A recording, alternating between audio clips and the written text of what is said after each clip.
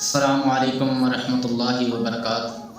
الحمدللہ وکفا والصلاة والسلام علی من لا نبی بعد، اما بعد فاعوذ باللہ من الشیطان الرجیم، بسم اللہ الرحمن الرحیم۔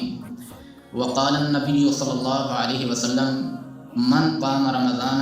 ایمانا واحتسابا غفر له ما تقدم من ذنبہ۔ حضرات محترم، رمضان المبارک کے اندر جن اعمال کی تاکید کی گئی ہے ان اعمال میں سے ایک عمل قیام رمضان بھی ہے، یعنی کہ نماز تراویح کی ترغیب تو دلاتے تھے لیکن اس کا سختی سے حکم نہیں دیتے تھے۔ اور اللہ کے رسول صلی اللہ علیہ وسلم فرماتے ہیں من قام رمضان ایمانا و احتسابا غفر له ما تقدم من ذنبہ۔ جس بندے نے حالت ایمان میں اللہ رب العالمین سے اجر کی نیت سے رمضان المبارک کا قیام کیا، اس بندے کے سابقہ گناہ معاف کر دیے جاتے ہیں۔ غفر له ما تقدم من ذنبہ، اس بندے کے پچھلے گناہ معاف کر دیے جاتے ہیں، اللہ معاف کر دیتے ہیں، قربان جائے۔ پھر اسی طرح اما جی عائشہ صدیقہ رضی اللہ تعالی عنہا بیان کرتی ہیں کہ ایک رات اللہ کے رسول صلی اللہ علیہ وسلم آدھی رات مسجد کے اندر تشریف لے گئے۔ مسجد کے اندر جا کے اللہ کے رسول صلی اللہ علیہ وسلم نے نماز پڑھی، لوگوں نے بھی آپ کی اقتداء میں نماز ادا کی۔ پھر جب صبح ہوئی تو لوگوں نے اس نماز کے متعلق ایک دوسرے کو بتایا، تو جب اگلی رات آئی تو مزید لوگ جمع ہو گئے، تو اللہ کے رسول صلی اللہ علیہ وسلم نے نماز ادا کی، لوگوں نے بھی آپ کی اقتداء میں نماز ادا کی۔ پھر اسی طرح جب صبح ہوئی تو لوگوں نے اور مزید لوگوں کو اس نماز کے متعلق بتایا، ان کو دعوت دی۔ جب تیسری رات آئی تو اللہ کے رسول صلی اللہ علیہ وسلم نے نماز ادا کی، لوگوں کو نماز پڑھائی، لوگوں نے آپ کی اقتداء میں نماز ادا کی۔ پھر جب صبح ہوئی، چوتھے دن کی صبح ہوئی، تو لوگوں نے مزید اور لوگوں کو اس نماز کے بارے میں بتایا، اس نماز کے متعلق لوگوں کو بتایا۔ تو جب چوتھی رات آئی تو لوگ مسجد کے اندر اتنے جمع ہو گئے کہ مسجد چھوٹی پڑ گئی۔ اب لوگ اللہ کے رسول صلی اللہ علیہ وسلم کا انتظار کر رہے ہیں کہ نبی صلی اللہ علیہ وسلم آئیں اور ہمیں نماز پڑھائیں، لوگ انتظار کر رہے ہیں، لیکن چوتھی رات اللہ کے رسول صلی اللہ علیہ وسلم مسجد کے اندر تشریف نہیں لائے۔ حتیٰ کہ فجر کی اذان ہو گئی، پھر اللہ کے رسول صلی اللہ علیہ وسلم مسجد کے اندر تشریف لائے، لوگوں کو فجر کی نماز پڑھائی۔ نماز پڑھانے کے بعد لوگوں کی طرف متوجہ ہوئے اور خطبہ مسنونہ پڑھا اور ارشاد فرمایا اما بعد فإنه لم يخفى علي مكانكم ولكني خشيت أن تفرض عليكم فتعجلوا عنها۔ اے میرے صحابہ، آج رات تمہاری موجودگی مسجد کے اندر لام یخفا مجھ سے مخفی نہیں تھی، میں جانتا تھا تم مسجد کے اندر ہو، ولاکنی خشیتو، لیکن میں اس وجہ سے مسجد کے اندر نہیں آیا، مجھے اس بات کا ڈر لاحق ہوا، مجھے اس بات کا اندیشہ ہوا ان تفرض علیکم، کہ کہیں یہ نماز تم پہ فرض نہ کر دی جائے، فتعجلوا عنہا، اور پھر تم اس نماز سے عاجز آ جاؤ، پڑھ نہ سکو۔ تو محترم بھائیو، اس حدیث سے یہ بات عیاں ہو گئی کہ نبی مکرم صلی اللہ علیہ وسلم نے صرف اور صرف جماعت کے ساتھ لوگوں کو نماز تراویح صرف اور صرف 3 دن پڑھائی ہے۔ چوتھے دن اللہ کے رسول صلی اللہ علیہ وسلم مسجد کے اندر تشریف نہیں لائے، جبکہ لوگ بڑی تعداد کے اندر موجود تھے اور شوق کے ساتھ آئے ہوئے تھے کہ نماز پڑھیں گے۔ تو محترم بھائیو، اب جو بھائی یہ کہتے ہیں، یہ مانتے ہیں کہ تراویح لازم ہے، تراویح روزے کا حصہ ہے، جس بندے نے تراویح نہیں پڑھی اس کا روزہ نہیں ہے، تو یقیناً ان کی بات بالکل غلط ہے۔ اللہ کے رسول صلی اللہ علیہ وسلم نے اس کی ترغیب دلائی ہے، یہ ہم مانتے ہیں، لیکن سختی سے اس کا حکم نہیں دیا کہ جو بندہ تراویح ادا نہیں کرے گا اس کا روزہ نہیں ہوگا۔ تراویح ایک علیحدہ عمل ہے اور روزہ ایک علیحدہ عمل ہے۔ تو محترم بھائیو، ہمیں تراویح ادا کرنی چاہیے، یقیناً اس کی بڑی فضیلت ہے، جیسا کہ اللہ کے رسول صلی اللہ علیہ وسلم فرماتے ہیں قام رمضان ایمانا و احتسابا غفر له ما تقدم من ذنبہ۔ اتنی فضیلت تھوڑی ہے۔ اب جہاں تک نماز تراویح کی رکعات کی تعداد کا تعلق ہے تو اس حوالے سے بھی نبی مکرم صلی اللہ علیہ وسلم سے چند احادیث ثابت ہیں، جیسا کہ صحیح بخاری کے اندر ایک حدیث موجود ہے 2013 نمبر،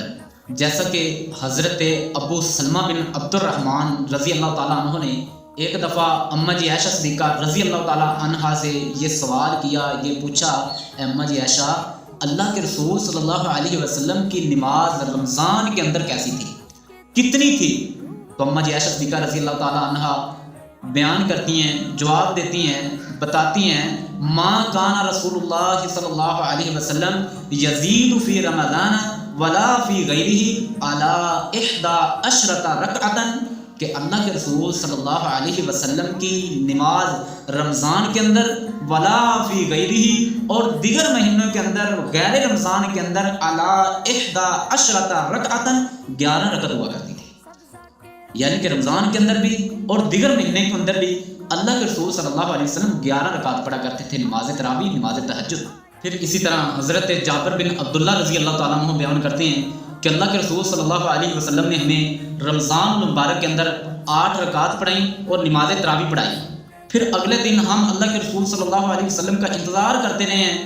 حتیٰ کہ فجر کی اذان کہہ دی گئی، لیکن اللہ کے رسول صلی اللہ علیہ وسلم مسجد کے اندر تشریف نہیں لائے۔ پھر فجر کی اذان کے بعد اللہ کے رسول صلی اللہ علیہ وسلم مسجد کے اندر تشریف لائے، ہم نے اس سلسلے کے اندر آپ سے بات کی تو نبی مکرم صلی اللہ علیہ وسلم نے فرمایا انی خشیت او کرہت ان یکتب علیکم الوتر،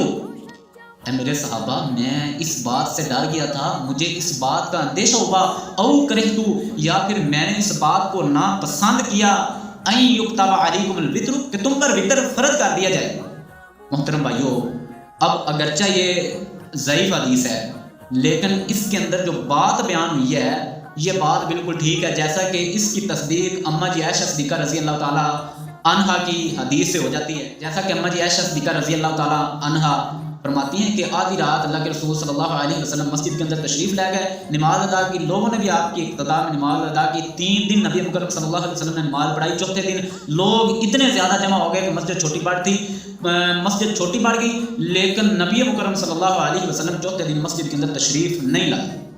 اللہ کے رسول صلی اللہ علیہ وسلم نے فرمایا انی خشیت، میں اس بات سے ڈر گیا کہ کہیں یہ نماز تم پہ فرض نہ کر دی۔ پھر اسی طرح امام مالک رحمہ اللہ نے السائب بن یزید رضی اللہ تعالیٰ عنہ سے روایت کیا ہے کہ حضرت عمر فاروق رضی اللہ تعالیٰ عنہ نے 2 صحابہ کرام کو لوگوں کو 11 رکعت پڑھانے کا حکم دیا، ابی بن کعب کو اور تمیم داری کو، لیکن یہ حدیث مرسل ہے، اور مرسل حدیث اکثر محدثین کے نزدیک جیسا کہ امام بخاری رحمہ اللہ اور امام مسلم کے نزدیک ضعیف شمار ہوتی ہے، لیکن ہر مرسل حدیث ضعیف شمار نہیں ہوتی۔ محترم بھائیو،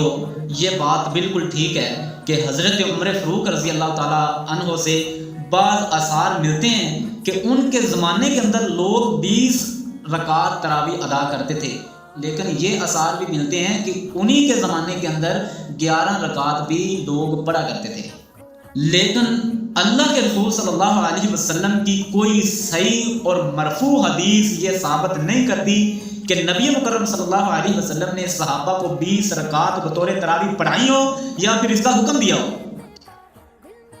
اب نبی مکرم صلی اللہ علیہ وسلم نے دوسری طرف یہ بھی فرمایا ہے فَعَلَيْكُمْ بِسُنَّتِي وَسُنَّتِ الْخُلَفَاءِ الرَّاشِدِينَ الْمَهْدِيِّينَ، بس میری سنت کو لازم پکڑو اور میرے ہدایت یافتہ خلفاء راشدین کی سنت کو لازم پکڑو۔ تو علماء ان دونوں احادیث کو اس طرح جمع کرتے ہیں کہ اگر کوئی بندہ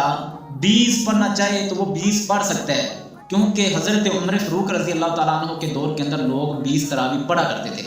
لیکن 11 بھی پڑھا کرتے تھے، اور یہ حدیث تو بالکل ٹھیک ہے نا کہ اللہ کے رسول صلی اللہ علیہ وسلم کی نماز تہجد رمضان کے اندر اور غیر رمضان کے اندر 11 رکعت ہوا کرتی تھی، لیکن اب جو بندہ نبی مکرم صلی اللہ علیہ وسلم کی سنت سمجھ کے 11 رکعت پڑھتا ہے نماز تراویح، نماز تہجد، تو یہ تو پھر سونے پہ سواگا ہے، لیکن جو بندہ 20 بھی پڑھتا ہے اس کے اندر وسعت ہے کہ جو بندہ 20 پڑھنا چاہے 20 پڑھ سکتا ہے، کیونکہ اللہ کے رسول صلی اللہ علیہ وسلم نے فرمایا فَعَلَيْكُمْ بِسُنَّتِي وَسُنَّتِ الْخُلَفَاءِ الرَّاشِدِينَ الْمَهْدِيِّينَ۔